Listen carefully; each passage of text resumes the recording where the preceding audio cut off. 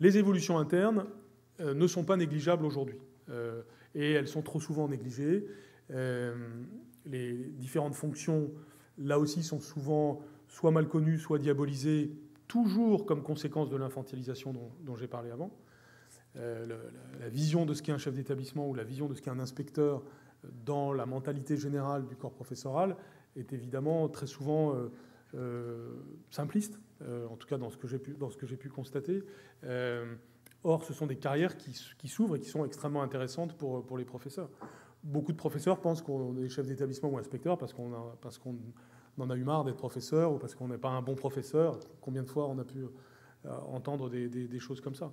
C'est évidemment faux. Il peut y avoir des cas individuels de ce type, mais c'est certainement pas une bonne raison pour accéder à ces fonctions. Ceci étant, ça nous renvoie aussi à la nécessité de faire évoluer la fonction de chef d'établissement et encore plus la fonction d'inspecteur. Toujours, et encore une fois, j'insiste sur le fait que tout fait système. Hein. Vous voyez que je suis en train d'accrocher tous les enjeux à la fois. Nous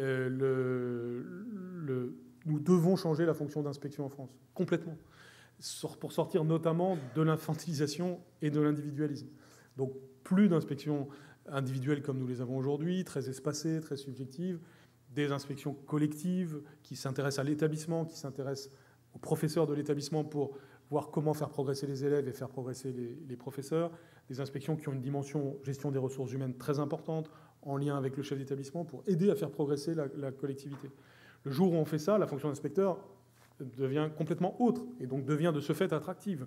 Et les professeurs ont envie d'être inspecteurs ou inspectrices pour cela. Et même en étant inspecteur ou inspectrice, ce n'est pas nécessairement pour la vie non plus.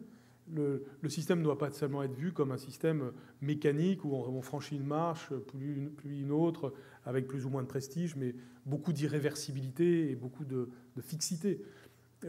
On devrait pouvoir faire ce type de fonction et à la limite revenir ensuite à la fonction professorale. On devrait pouvoir faire ce type de fonction et continuer pour quelques heures à être professeur. Regardez ce qu'on reproche parfois aux professeurs des SP, par exemple, ou à certains inspecteurs, c'est de ne pas avoir eux-mêmes été en responsabilité de classe depuis très longtemps. Donc, les systèmes de souplesse sont des systèmes aussi où on peut parfois faire deux choses à la fois, qui ne sont pas de la dispersion, mais des choses très complémentaires. Et par exemple, en effet, pouvoir être inspecteur tout en étant un professeur chevronné pour quelques heures dans son établissement. C'est d'ailleurs ce que font certains en tant que chargés de mission auprès d'inspecteurs, mais ceci pourrait être beaucoup plus systématisé. Aujourd'hui, les fonctions que je viens d'évoquer sont celles auxquelles on pense le plus, mais il y a aussi, par exemple, évoluer comme professeur documentaliste. Même chose, le prestige de cette fonction est faible aujourd'hui, et il peut se dire mille choses sur cette question, alors même que la fonction de professeur documentaliste est essentielle normalement dans un établissement, à condition aussi que ce ne soit pas le CDI du XXe siècle, voire du XIXe siècle que nous ayons en tête, mais le CDI du XXIe siècle qui met au centre de l'établissement les enjeux digitaux, les enjeux de travail individuel concentré de l'enfant et les enjeux de travail collectif utilisant des services justement souvent digitaux à plusieurs, avec possibilité de faire éventuellement un peu de bruit, de produire des choses, y compris manuellement. Tout ceci, tous ces se gèrent, se pensent, et c'est une fonction extrêmement stimulante.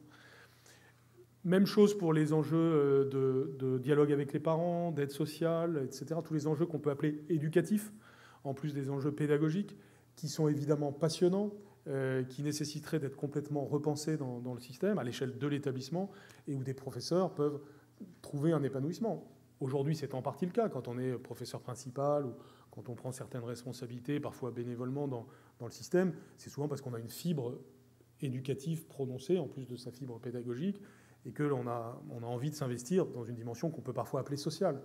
Mais ceci pourrait être beaucoup plus systématisé et créer beaucoup plus d'ouverture.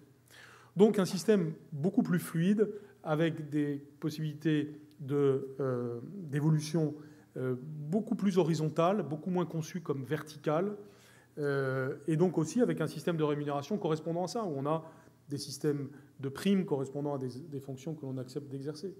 Dans le futur, par exemple, dans l'établissement, il serait normal, comme ça existe parfois, que quelques professeurs prennent des responsabilités auprès du chef d'établissement.